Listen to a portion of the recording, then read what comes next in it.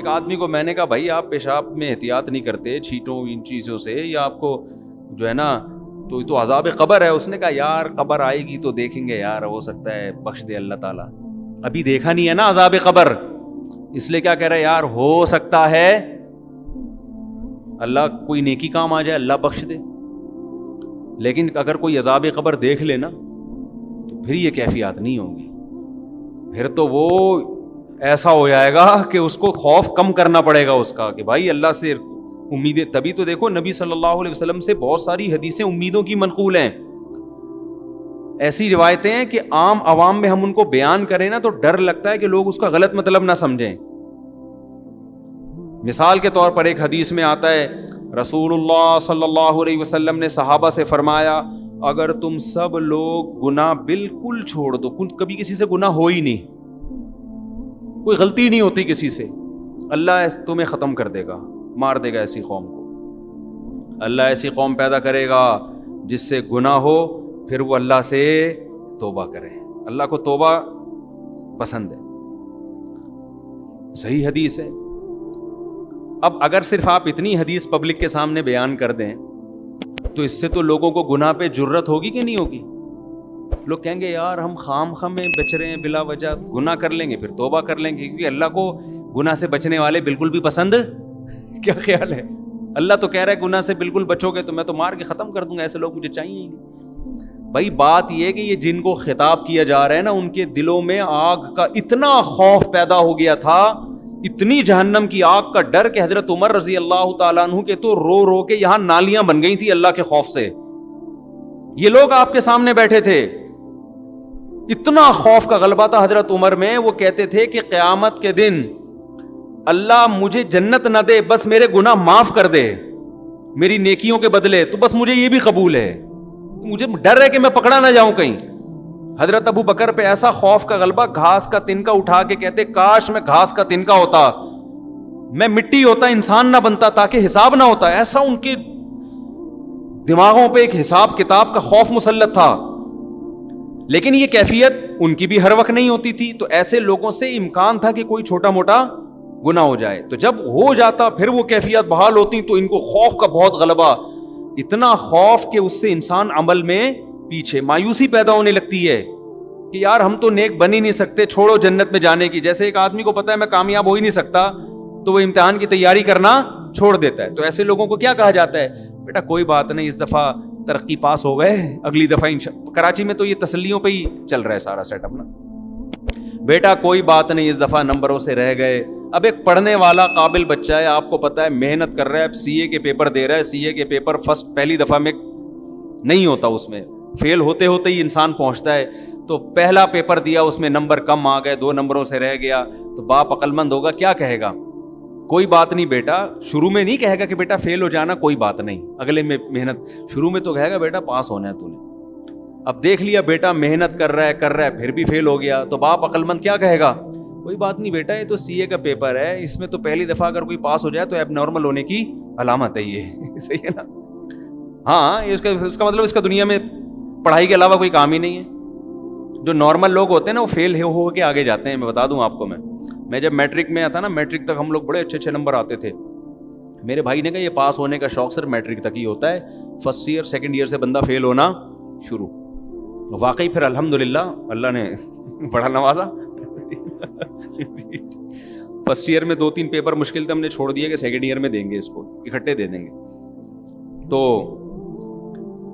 اور ذہین لوگ مشکل سے ہی پاس ہوتے ہیں, یہ بھی میں آپ کو بتا دوں, ان کا دماغ ادھر ادھر چلتا بہت ہے. لڑکیاں جو پڑھائی میں اتنی آگے ہیں نا, یہ ذہین ہونے کی علامت نہیں ہے, یہ ان کی فکر کیا ہوتی ہے,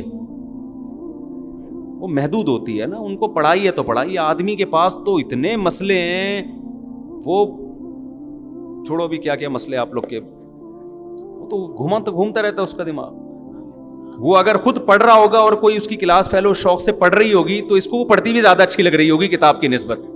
کہہ رہے یار سبحان اللہ, اصل تو یہ ہے, ٹھیک ہے نا.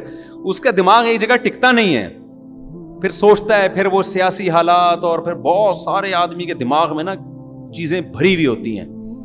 پڑھائی میں نمبر لانے والے 2 قسم کے لوگ ہوتے ہیں, یا تو بہت محنتی ذہین یا بہت بے وقوف. یا تو بہت ہی محنتی ہو نا وہ بھی چلے جاتے ہیں, یا میں نے پڑھائی بہت بیوقوف لوگوں کو دیکھا ہے کہ نمبر اچھے آ رہے ہوتے ہیں رٹے لگا لگا کے. درمیانی طبقہ تو تھوڑا سا اس میں دماغ ہونا, وہ پھر بہت مشکل سے پڑھائی, وہ ٹکتا ہی نہیں ایک جگہ. وہ پھر کبھی وہ بیٹھتا ہے تو کہتا ہے یار ڈاکٹر کی میڈیکل کالج میں پڑھتا ہوں, تو ٹھیک ہے تو تیاری کرتا ہوں. پھر کہتے ہیں میڈیکل کالج جب تھوڑا مشکل لگتا ہے کہہ رہے ہیں انجینئر بن جاؤ نا, میڈیکل کالج کی کیا ضرورت ہے. اگلے دن وہ کہتا ہے چلو انجینئرنگ پڑھتا ہوں. پھر کہتے ہیں انجینئرنگ چھوڑو, بزنس میں دیکھو کتنا پیسہ ہے یار. اگلے دن یہ ہمارے یہاں لڑکے بیٹھے ہوئے پلان بنا رہے ہوتے ہیں, پھر وہ بزنس کی طرف آئے گا. پھر کہتا ہے ان سب چھوڑو, 4 شادیاں کرو, رزق خود بخود آئے گا. مفتی صاحب کا بیان ہے, آخر میں یہاں کے اینڈ ہوتا ہے. ٹھیک ہے نا کہ یار شادیاں کرو, بچے پیدا کرو, اللہ کہتا ہے شادیاں کرو, رزق خود بخود چھپڑ پھاڑ کے آئے گا. تو یار پھر وہ کسی کام کا رہا ہی نہیں, تو دماغ اس کا گھومتا ہے. تو میں کیا بات کر رہا تھا, کہاں سے کہاں اتنی باتیں منتشر ہو رہی ہیں. نہیں وہ تو چل رہا تھا, یہ مثالیں یہاں کہاں سے آئیں. میں یہ عرض کر رہا تھا کہ 2 جذبے ہوتے ہیں نا انسان میں جو اس کو موٹیویٹ کرتے ہیں. نہیں یہ مثالیں یہاں کہاں سے آنا شروع ہو گئیں. ہاں میں عرض کر رہا تھا کہ دیکھو نبی صلی اللہ علیہ وسلم نے کن صحابہ کو یہ حدیث بتائی. میں سی اے کی مثال دے رہا تھا کہ یار ایک پیپر رہ گیا تو باپ کیا کہتا ہے کہ بیٹا یہ تو سب کہ رہ ہی جاتا ہے, یہ تو سب کا رہتا ہے, کوئی بات نہیں اگلے میں ٹرائی کر لینا. تو صحابہ کی حالت یہ تھی کہ وہ گناہ کو, حضرت عبداللہ بن عباس کہتے ہیں ہم نبی کے دور میں کوئی کسی سے گناہ ہو جاتا نا تو ہمیں ایسا لگتا تھا جیسے کوئی پہاڑ ہے ہمارے اوپر گرنے والا ہے, ایسا اللہ کا خوف ہوتا تھا. اب خود دیکھو نا ایک صحابی سے زنا ہوا, نبی سے آ کے کہہ رہے ہیں کہ مجھے رجم کریں, پتھر مار کے ہلاک کریں. نبی نے ان کو نکال دیا اپنی محفل سے کہ جاؤ, بتا دیا گویا بزبان حال کہ توبہ کرو بس اللہ سے. تسلی نہیں ہو رہی, دوبارہ آئے یا رسول اللہ آپ مجھ پہ حد جاری کریں. عورت بھی ایسا کر رہی ہے, عورت کا دل تو بہت کمزور ہوتا ہے, وہ تو پتھر مارنا اس کے لیے مشکل ہے. وہ یہ منظر نہیں دیکھ سکتی کہ لوگ کسی کو پتھر مار رہے ہوں, اور وہ نبی کے پاس صحابی آ رہی ہیں یا رسول اللہ مجھ سے زنا ہو گیا, آپ مجھ کو رجم کریں. نبی نے ان کو بھیج دیا واپس, جاؤ, یعنی اشارہ کر دیا کہ بھئی اللہ سے توبہ کرو. دوبارہ آئیں, چوتھی بار آئیں تو نبی نے کہا کہ تمہیں حمل ہے, واپس چلی جاؤ. وہ اگر دوبارہ نہ آتی نبی ان کے پیچھے کسی کو نہیں بھیجتے. کتنا خوف, بچہ جن لیا, بچہ لے کر آئیں, یا رسول اللہ اب اس کی جان ضائع نہیں ہوگی کیونکہ بچے کا کیا قصور تھا, آپ مجھے رجم کریں. نبی نے فرمایا اگر تمہیں رجم کر دیا تو اس بچہ تو ماں کے بغیر یہ اس کی تربیت ہی نہیں ہو سکے گی, یہ تو روٹی پانی کا محتاج ہے. دوبارہ چلی گئی, 7 سال کا بچہ ہوا نا روٹی کھانے کے قابل. ہمیں بھی جوش پیدا ہوتا ہے گناہ سے توبہ کا 2 منٹ کے لیے, اس کے بعد ختم. کتنا ڈیلے کیا نبی نے ان کو کہ یہ واپس نہ آئیں. وہ واپس آئیں, بچے کے ہاتھ میں روٹی کا ٹکڑا کہ یہ خود کھاتا ہے اب. تو پھر ان کو رجم کیا, جنازہ پڑھایا نبی نے. حضرت عمر نے عرض کیا یا رسول اللہ ایک عورت نے زنا کیا, آپ جنازہ پڑھا رہے ہیں. تو نبی نے فرمایا لقد تابت توبۃ لو قسمت بین 70 من اہل المدینہ لوسعتهم. اے عمر اس نے ایسی پیاری توبہ کی ہے کہ اگر مدینہ کے 70 کبیرہ مرتکب گناہ گاروں میں اس کو ڈیوائیڈ کیا جائے نا تو ہر ایک کی بخشش کے لیے کافی ہو جائے. 70 آدمیوں کی توبہ اس ایک نے کی ہے, اکیلی نے. تو ایسے خاندانی لوگ تھے, گناہ شیطان نے کرا دیا. ان کو یہ کہا جا رہا ہے, امیدیں دلائی جا رہی ہیں, اتنے مایوس نہ ہو, کوئی بات نہیں, ہو گیا, گڑگڑاؤ اللہ کے سامنے. یہ گڑگڑانا بھی اللہ کو پسند ہے, اور اتنا پسند ہے کہ اگر سارے ہی نیک بن جائے نا, ایسے صوفیوں کو اللہ ختم کر دے گا. اللہ کہے گا معافی مانگنے والے کہاں گئے بھائی. تو یہ ان کے بارے میں, ہمارے بارے میں قطعاً نہیں ہے کہ ہم کہیں یار اچھا ہوا ہم بھی گناہ کر رہے ہیں. بھائی ہم تو, وہ ہماری کیفیات ہی نہیں بن رہی گناہ کر کے, وہ ہمیں خوف ہی پیدا نہیں ہو رہا. تو میں جلدی سے اصل بات کی طرف آتا ہوں کہ بھائی صرف ایمان کافی نہیں ہے, وہ کیفیات بنانا ضروری ہے. تبھی تو قرآن کہتا ہے اذا تلیت علیہم آیاتہ, ایمان والے وہ ہیں جب ان کے سامنے ہماری آیات تلاوت کی جاتی ہیں, وجلت قلوبہم, ان کے دل دہل جاتے ہیں. وَإِذَا سَمِعُوا مَا أُنزِلَ إِلَى الرَّسُولِ, جب یہ اس کلام کو سنتے ہیں جو رسول پہ نازل ہوا. تَرَىٰ أَعْيُنَهُمْ تَفِيضُ مِنَ الدَّمِ, اے نبی آپ دیکھتے ہیں ان کی آنکھوں سے آنسو بہنا شروع ہو جاتے ہیں. یہ وہ کیفیات تھیں جو صحابہ کی بنتی تھیں. آج ہمارے دل کیا ہو گئے, خشک, سخت ہو گئے. قرآن کہتے ہیں نا فویل للقاسیۃ قلوبہم، جن کے دل سخت ہو گئے، نصیحت کی بات ان کے دل پہ اثر نہیں کر رہی. اچھا دیکھو قرآن بار بار دل کا ذکر کر رہا ہے، دماغ کا ذکر نہیں کر رہا. حالانکہ بات جاتی کہاں ہے؟ پہلے دماغ میں جاتی ہے، لیکن قرآن تذکرہ کس کا کر رہا ہے؟ دل کا. وجہ اس کی ہے کہ دماغ میں جب جذبات بنتے ہیں نا تو فوراً اثرات کہاں آتے ہیں؟ دل پہ آتے ہیں. آپ کی بیوی آپ سے کہے نا مجھے آپ سے محبت ہے، آپ کو اگر بیوی سے عشق ہوگا، ایک دم آپ کے دل کی دھڑکن، کوئی اجنبی لڑکی آپ سے اگر کہے کہ مجھے آپ سے بہت محبت ہے، کسی کنوارے چھڑے چھاٹ سے کہے، دل ایک دم کنٹرول سے باہر ہو جائے گا نا، یوں یوں یوں جا رہا ہے، اس کو قابو میں رکھنا مشکل ہو جائے گا، اٹیک نہ ہو جائے، اچھل اچھل کے آئے گا. تو اثر دماغ پہ ہو رہا ہے یا دل پہ ہو رہا ہے؟ دل پہ ہو رہا ہے، دل ہلے گا اس کا. لیکن بیوی صبح سے شام بولتی رہے کہ مجھے آپ سے محبت ہے، آدمی کہتا ہے کوئی تیرے اس کے علاوہ کوئی کام نہیں ہے. وجہ کیا ہے؟ وہ جذبات کیا ہو گئے؟ ختم. تو دماغ تو ہلے گا، دل پہ اتنا سا بھی اثر نہیں ہو. اور اگر ہوگا بھی تو الٹا ہوگا، یعنی الٹا اثر. جیسے کوئی خاتون شادی سے پہلے کہہ دیتی نا آئی ہیٹ یو، تو وہ والا اثر ہوگا، اس میں دل ہلتا نا، یہ والا ہلنا شروع ہو جائے گا. اس طرح کا دل ہلتا ہے. تو ہاں، تو قرآن کیا کہہ رہا ہے؟ قرآن ساری کیفیات کس کی ذکر کر رہا ہے؟ دل کی. وجہ کیا ہے؟ یہ بتانے کے لیے کہ صرف ایمان کافی نہیں ہے، عمل کے لیے کس کا بننا ضروری ہے؟ دل کی دھڑکنیں، دل کی دھڑکنوں میں ایمان پیدا ہو جائے، دل کی دھڑکنوں سے پتہ چلے کہ مومن ہے. اب سوال وہی میں جلدی سے جواب دے دیتا ہوں، بہت سوال کر لیے کہ یہ کیفیات پیدا کرنا ضروری ہے، یہ نہیں تو پتہ چل گیا نا. اس کو دم میں آگ لگنا کہتے ہیں. یہ صحابہ کرام میں یہ کیفیات تھیں، تبھی میدان جنگ میں تلواریں چل رہی ہیں. اور ایک صحابی نے منت مانی تھی، اللہ دوبارہ جنگ ہوئی تو دیکھ میں کیا کرتا ہوں. جب دیکھا جنگ چھڑ رہی ہے، یہ کھجور کھا رہے تھے، انہوں نے کہا چلو کھجور ختم کر کے جنگ میں جاتا ہوں. لیکن کہا کہ جنت قریب کھڑی ہوئی ہے بھائی، جنت میرے سامنے، اللہ کی قسم یہ کھجور کھانے کا زمانہ بہت طویل ہے، اتنی دیر میں جنت؟ نہ ابھی جاؤں گا. اور لڑے اور اللہ کی راہ میں شہید ہو گئے. اور ہماری جو جنت پہ کیفیات بنتی ہیں، جنت پہ بیان سن لیا، یہ نہریں، یہ حوریں، تھوڑا سا خیال آتا ہے اچھا ٹرائی کر کے دیکھتے ہیں، تو ایک دن بمشکل اٹھے گا جیسے قبر سے مردے کو اکھاڑا جا رہا ہے، فجر میں آ کے کھڑا ہو جائے گا فجر میں. بس اس کے بعد پھر 6 مہینے تک مارکیٹ سے شارٹ، ورنہ تو یہ بھی نہیں ہوگا. تو دم میں آگ لگانے کے لیے علماء کہتے ہیں 2 کام کر لیں. آپ سمجھتے ہو کیا کر لیں؟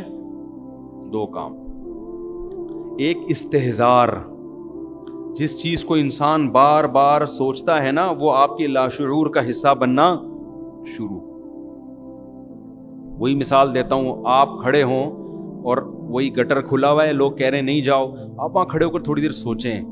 بیٹا ذرا سوچ لے، اگر گیا اور پاؤں اندر آیا تو تھوڑا سا کوئی یوٹیوب پہ ویڈیو لگا کے گٹر میں گرتے ہوئے لوگوں کی دیکھ لے. تو دیکھ نہیں سکتا، سوچ تھوڑی دیر. جب بہت زیادہ سوچیں گے نا، آہستہ آہستہ آپ کی وہ کیفیات بننا شروع، آپ کے دل میں خوف پیدا ہونا شروع. آپ ماشاءاللہ 130 کلو کے ہو گئے، گول ہو گئے. اب آپ لمبائی چوڑائی آپ کی کیا ہو گئی؟ برابر. مٹھائی کے لڈو آپ کے سامنے رسگلے پڑے ہوئے ہیں. کسی نے کہا یہ رسگلے، دوسرے نے کہا بھائی تو اپنا موٹاپا دیکھ، شوگر ہو سکتی ہے، بلڈ پریشر ہو سکتا ہے.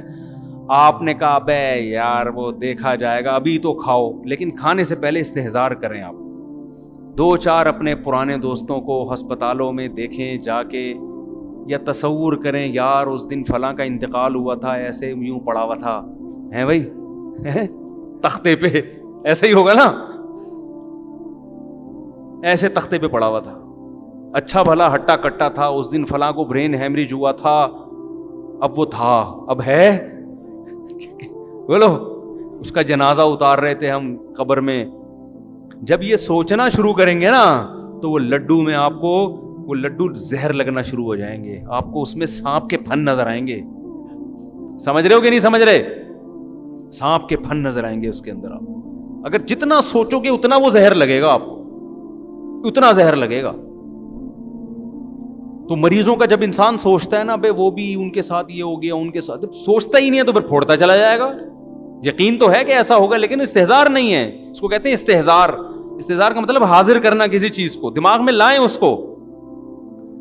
علماء کہتے ہیں 24 گھنٹے میں ایک ٹائم نکال کے نا سوچا کریں. ایک دن پھٹے پہ لیٹا ہوا ہوں گا میں، موت کا یقین سب کو ہے، استحضار نہیں ہے. سب کو پتا ہے مریں گے. کوئی آپ کو آ کے کہتے ہیں مریں گے تو کون سی کوئی نئی معلومات دے رہا ہے؟ پتا ہے مریں گے، کیا کروں میں مریں گے تو چل آج فلم دیکھنے چلتے ہیں. لیکن اگر تھوڑی دیر کھوپڑی استعمال کرنا بیٹا، اس کا مطلب پتا ہے کیا ہے مریں گے کا؟ تھوڑی دیر سوچ لیں.